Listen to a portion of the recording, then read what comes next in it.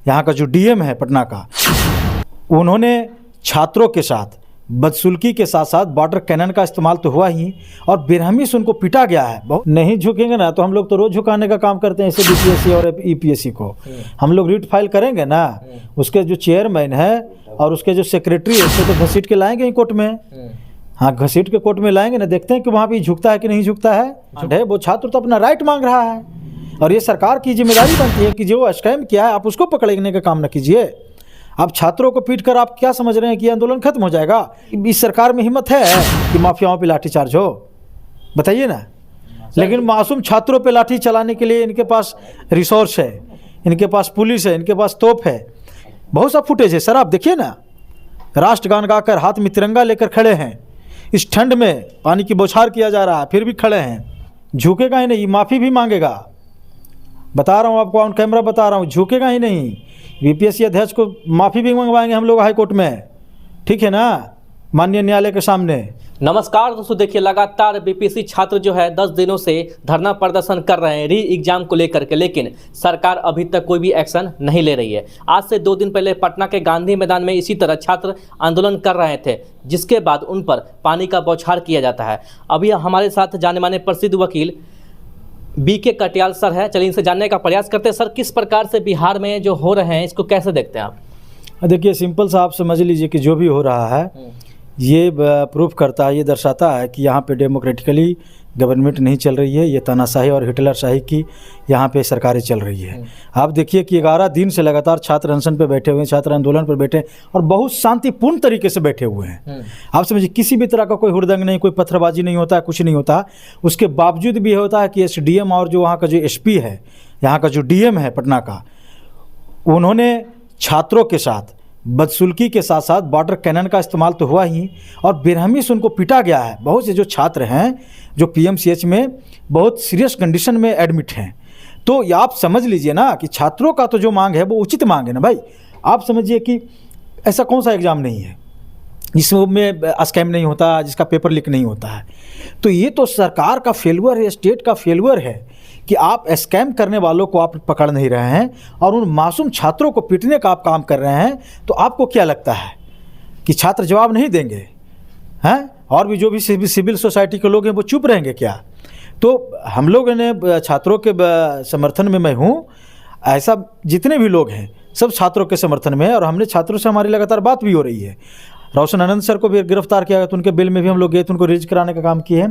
तो आप सिंपल सा समझ लीजिए कि अगर छात्रों को वहाँ से रिलीफ नहीं मिलता है तो फिर हम लोग ने तय किया है कि जैसे ही रीओपन ओपन कोर्ट होगा न्यू जनवरी में 2025 में, हम लोग रीट फाइल करने का काम करेंगे और वहाँ से सरकार को तमाचा मरवाने का हम लोग काम करेंगे, ठीक है ना। तो ये छात्र जो है कि हमेशा आते हैं, गरीब तबके से आते हैं, दूर दराज से आते हैं, यहाँ एक रुपया इंतज़ाम करके उनके माता पिता कितनी मेहनत से पसीने से पैसे कमाते हैं।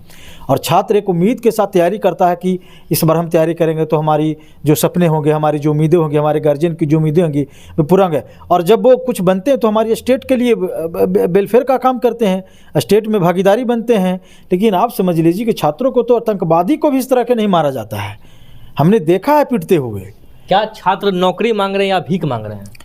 अरे वही तो मैं समझ रहा हूँ ना कि ये सरकार से भाई हम लोग अपना देखिए, हम लोग भीख मांग रहे हैं थोड़े, हम लोग छात्रों का जो डिमांड है वो छात्र तो अपना राइट मांग रहा है। और ये सरकार की जिम्मेदारी बनती है कि जो स्कैम किया है आप उसको पकड़ने का काम न कीजिए।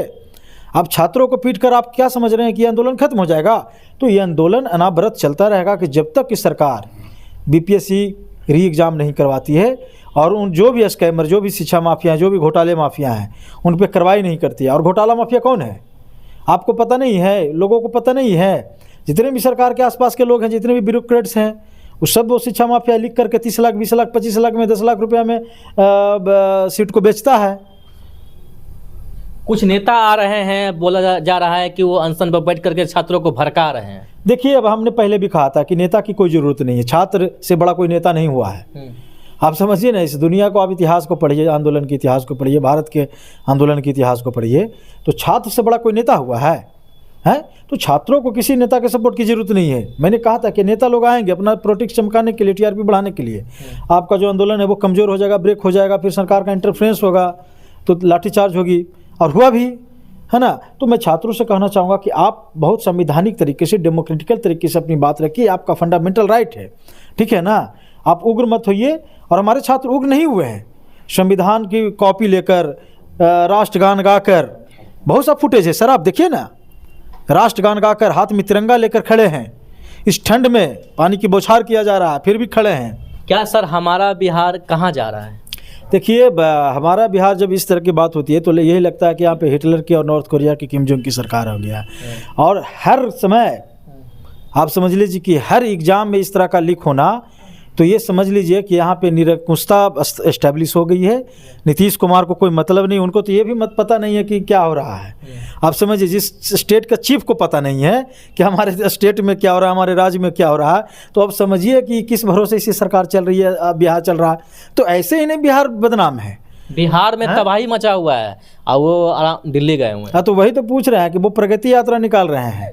बिहार के लोग सड़क पे हैं, बिहार के लोग भूखे मर रहे हैं, बिहार के लोग पे लाठीचार्ज हो रहा है, छात्रों पे लाठीचार्ज हो रहा है। हाँ, और वो प्रगति यात्रा निकाल रहे हैं, नेताओं से मिल रहे हैं।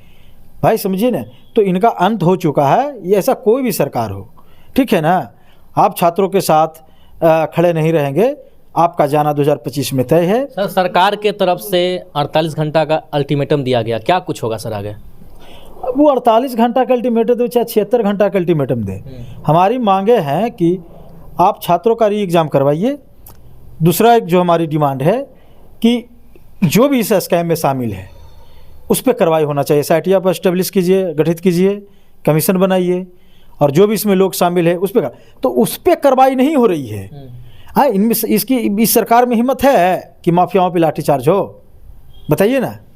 लेकिन मासूम छात्रों पे लाठी चलाने के लिए इनके पास रिसोर्स है, इनके पास पुलिस है, इनके पास तोप है।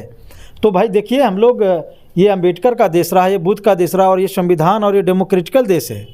यहाँ लाठी गोली तोप नहीं चलने वाला है। सर जिस तरीके से पुष्पा 2 में कहा जाता था कि पुष्पा झुकेगा नहीं, उसी प्रकार से BPSC का कहना है कि मैं झुकूंगा नहीं झुकेंगे ना, तो हम लोग तो रोज़ झुकाने का काम करते हैं ऐसे BPSC और EPSC को।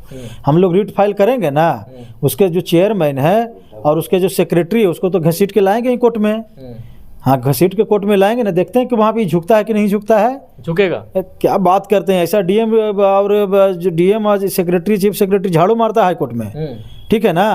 तो इसकी क्या औकात है हम लोग को पता नहीं है, तो हम लोग तो तैयारी में लगे हुए, हमारी पूरी लीगल टीम तैयारी में है। मतलब इसकी औकात, इसका बुखार हम भगा देंगे, आपको बता रहा हूँ। तो BPSC झुकेगा? हाँ, आपके कैमरे के सामने झुकेगा ही नहीं, ठीक है ना, झुकेगा ही नहीं, माफ़ी भी मांगेगा, बता रहा हूँ आपको, ऑन कैमरा बता रहा हूँ, झुकेगा ही नहीं। BPSC अध्यक्ष को माफ़ी भी मंगवाएंगे हम लोग हाई कोर्ट में, ठीक है ना, माननीय न्यायालय के सामने।